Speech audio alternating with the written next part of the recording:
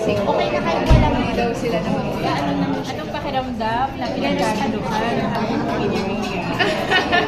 I'm very, very flattered kasi I'm sure a lot of the people here present today are better bakers than me. And it's just, I don't know, I love the opportunity to be able to share the product. Obviously, I'm very proud of it. Personal favorite ko yung sarili kong product. So, you know, given the opportunity for people to agree if it's good, then I don't know, it flatters me. Yung first time mo nag-demo? Yes, first time ko mag-demo kanina. Pero ayun nga, hindi ko super na-demo, ano. Pero nakwentuhan na lang eh. Anong kind of fulfillment yung nabibring sa'yo ng pagiging baker, pagiging entrepreneur? Well, I'm really learning so much from the experience, and then na-apply ko. Parang feeling ko yung mga learnings ko from this, na-apply ko din sa ibang mga bagay. And I think just having this project, having it start out as a super micro small business, and then for it to be growing so fast in front of my eyes, parang it really makes me encouraged to enter the business world in other ways pa. Do you plan to take up further study? I mean, this plan to study pa o mag-add pa ng ibang products sa lineup ng Definitely, I'm going to be adding more flavors and products to the cookie line. I'm gonna stick to cookies pa rin, but just add more flavors. Top of mind, I think my next one that I'm gonna go for is a corn cookie. It's interesting. It's actually inspired by kakaiba siya eh. And it's inspired by if you've heard of the restaurant Momofuku Milk Bar.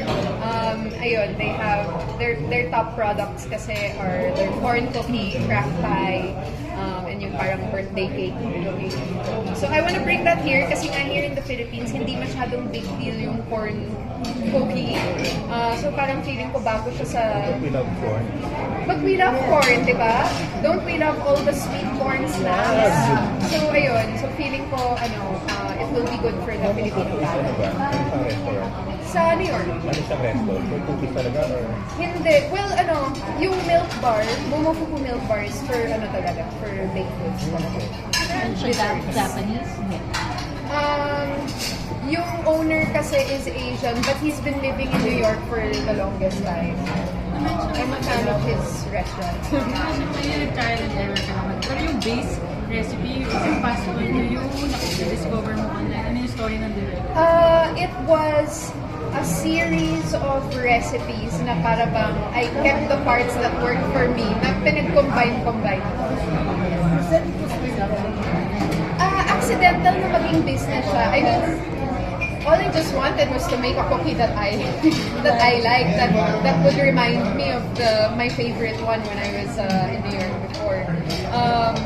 So that's all I wanted. Naging accidental business siya kasi nga parang pag pinapatikim ko sa iba or binibigay ko as a gift, pasalubong, saan ko nabibili? And I'm like, hala. Now I have to make more. Pandemic season yun eh. So talagang daming gumagawa niya sa bahay. Yes, oo. I was blessed with time. How long did you stay? For 6 months. Oo, enough to miss the adobo. Ano yung favorite yung cookie? Jack Torres? Yes, so yung naging favorite cookie ko was, it's actually a chocolate shop. It's not a cookie shop. It's a chocolate shop called Jack Torres. So it had so much chocolate in the cookie na I was like, that's what I want. Like, I didn't want to make a cakey, flowery one. I was very particular ano yung magiging texture. Torres. Jack Torres. Super masarap naman. Chocolate. Di ba kasi? Di ba kasi? Sobra. Yung top 2 ko talaga is cheese and chocolate.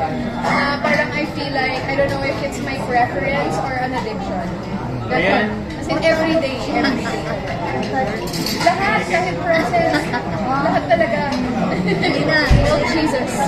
Slide. Take it away! Sige na. I just wanted to ask, do you still remember who your first customer was? Yung talaga bumili ng cookie. Dr. Bello. Vicky Bello was my first ever customer. At saka maramihan din siya bumili. Kaya nga, bigla na lang. So yung mixer ko, syempre, nasa bahay lang naman ako gumagawa. Yung mixer ko na ganun kalaki, kailangan ko ulit-ulitin yung recipe para lang ma-supply ko kung ilan yung gusto niya. That encouraged me kasi sabi ko, I can do this pala all day. Kaya naman pala. But syempre, it became more time-consuming, lalo na may ginagawa akong fantasy ngayon, mas, diba, sobrang, it needs a lot of time. May kasabay pa ng movie. So, hindi na siya kaya. Tell us more about that, the fantasy. The fantasy that I'm doing is Sangre. Ako yung pinaka-kontrabida no show. It's the continuation of the Encantadia Chronicles. Kailan ba yan? Parang tagal ng ginagawa niya. June. I know, right? But it'll be worth the wait. Don't worry. So sa June na yan. Sa June siya lalabas. Kasi kailangan namin matapos lahat because there's a lot of special effects involved. At villain ka dyan. Oo. Walang, Yes. walang second thoughts, hesitation, na villain role ka. Actually, no. Hindi ako doon nagka-second thought. Yung pinag-isipan ko, kasi I've always wanted to play naman a villain role. I always felt like the bad guys have more fun. And me as an actor, I always like to explore something na malayo sa sarili ko kasi napakabait ko yung tao. Napaka-bougie ko. At humble pa. Charot. Okay, so... diba? So, ayun, mas na-explore ko kasi yung mga bagay pag medyo kakaiba talaga yun.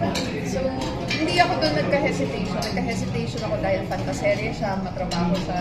I knew it was gonna take a lot of time and I knew that the costume is gonna be hassle. Yung gano'n. May Yun yung mga prosthetics ba? iniisip. May mga No ganun. prosthetics naman. Pero medyo iba yung itsura ko. So what kind of villain are you? What's your name there? Mitena. At Mitena is the word for yung translation ng sumpa. Thank you.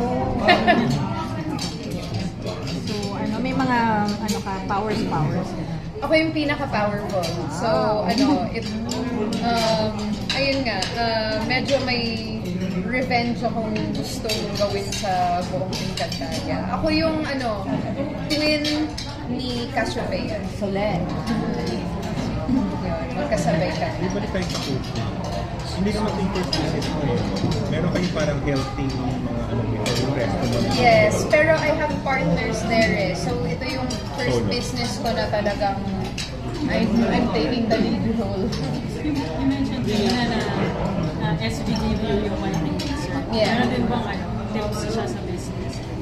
Oh yeah. Oo, actually, napakaswerte ko nga na nandyan lang yung pwedeng magturo sa akin. Expert na siya in his field. Pag may kailangan akong tanungin about, especially when I need things in bulk and I don't know what to do, I don't know who to contact. You have to contact an agent somewhere so you can get wholesale prices on this and that thing. He also helped me when I was trying to figure out how do you price a product.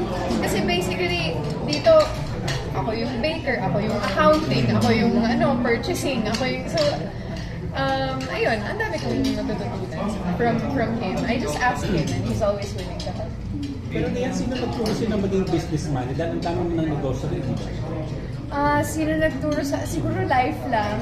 Parang my thought about it in my 20s was I'm really not gonna have this forever. You can't naman dictate for how long people will accept you or want you around, diba?